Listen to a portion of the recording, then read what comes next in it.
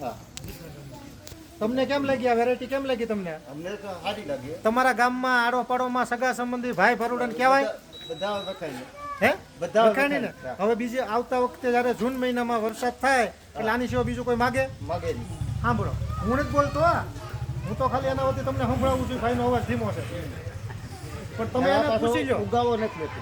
હે ઉગાવો નથી એક મહિનો ઉગાવો નથી ફોટો નથી કાઢતો. આની વિશે મારે તમને કહેવું છે કે ઘાવરિયું ડુંગળી હોય એટલે એને વાટી અને સીધું યાર્ડમાં લઈ જવું પડે.